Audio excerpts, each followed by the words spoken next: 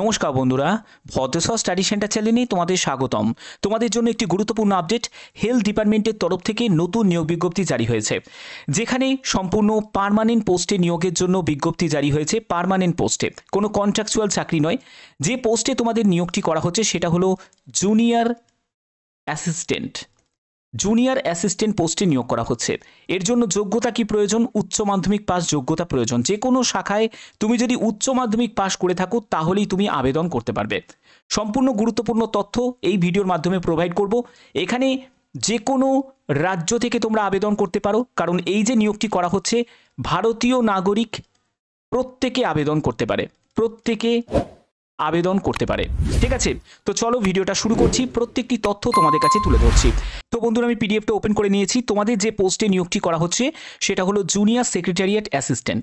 এই পোস্টে তোমাদের নিয়োগ করা হচ্ছে হেলথ ডিপার্টমেন্টের তরফ থেকে, ঠিক আছে, স্বাস্থ্য দপ্তরের তরফ থেকে। যেখানে তোমাদের যোগ্যতা প্রয়োজন হচ্ছে উচ্চ মাধ্যমিক পাস। তুমি আর্টস থেকে হোক, সায়েন্স থেকে হোক বা কমার্স থেকে হোক, যে কোনো শাখায় তুমি যদি উচ্চ মাধ্যমিক পাস করে থাকো তাহলেই আবেদন করতে পারবে। এবং তোমাদের তারপরে একটি কম্পিউটার টাইপিং স্পিড টেস্ট তোমাদের নেওয়া হবে।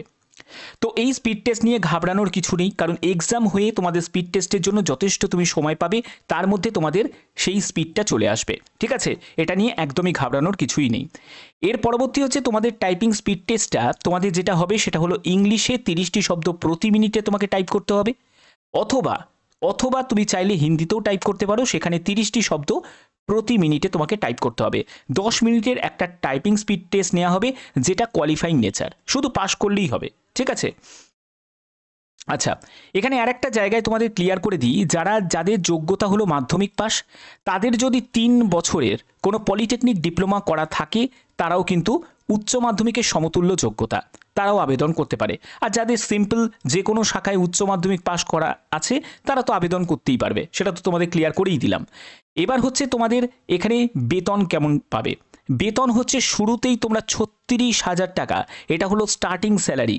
36,000 টাকা শুরুতেই তোমরা বেতন পেয়ে যাবে। দেখো, dearness allowance, house rent allowance, তারপরে ট্রান্সপোর্ট অ্যালাউন্স, এইসব বিভিন্ন অ্যালাউন্স কিন্তু সেন্ট্রাল গভর্নমেন্ট রুলস অনুযায়ী তোমরা এখানে পেয়ে যাবে, ঠিক আছে? অর্থাৎ বেতন লেভেল যথেষ্ট পরিমাণে ভালো।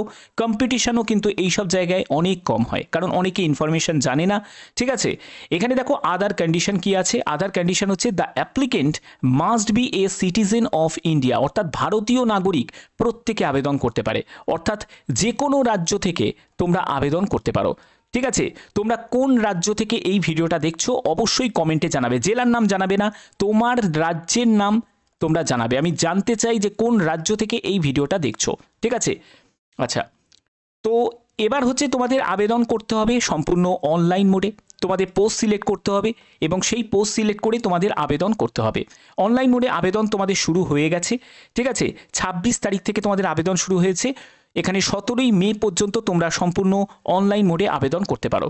এখানে দেখো যাদের হায়ার কোয়ালিফিকেশান আছে, মানে যাদের গ্র্যাজুয়েশন বা তার থেকেও যদি কোনো পোস্ট গ্র্যাজুয়েশন যোগ্যতা যদি থাকে তারাও কিন্তু আবেদন করতে পারে, কারণ মিনিমাম যোগ্যতা হলো উচ্চ মাধ্যমিক। ওকে, এখানে দেখো তোমাদের পরবর্তী যেটি বলা হচ্ছে নেম, ফাদার নেম, তারপরে হচ্ছে তোমাদের ডেট অফ বার্থ, এগুলো কিন্তু অবশ্যই তোমাদের সঠিকভাবে এখানে এন্টার করতে হবে। যা তোমার মাধ্যমিকের সার্টিফিকেটে যা আছে সেই অনুযায়ী কিন্তু এখানে ফিল করতে হবে।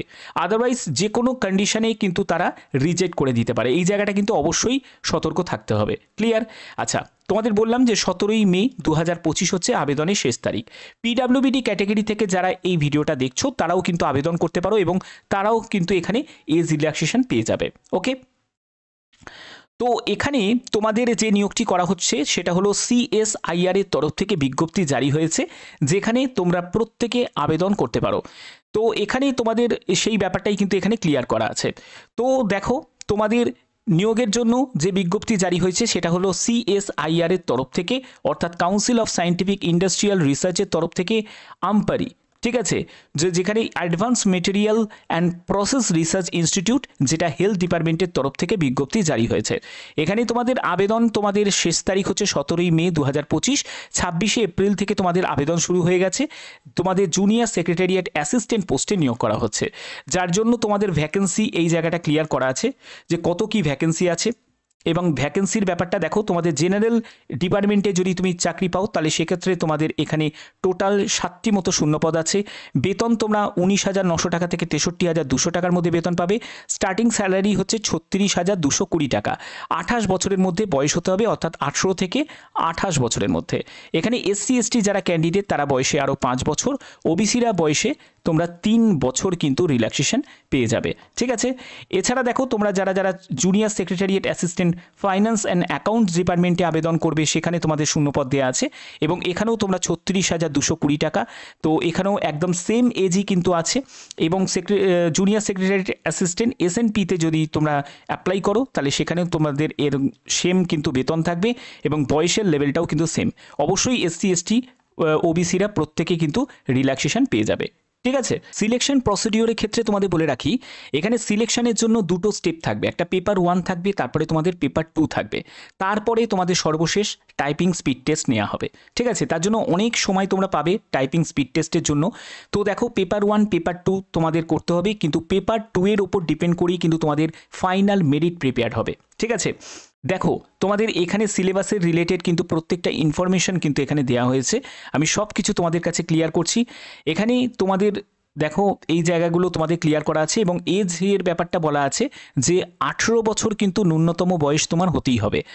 আপার এজ লিমিটের ক্ষেত্রে তোমাদের বলে রাখি যে 18 থেকে 28 বছরের মধ্যে তোমার যদি বয়স হয়ে থাকে, আমি জেনারেল প্রার্থীদের ক্ষেত্রে বলছি তোমরা কিন্তু আবেদন করতে পারো।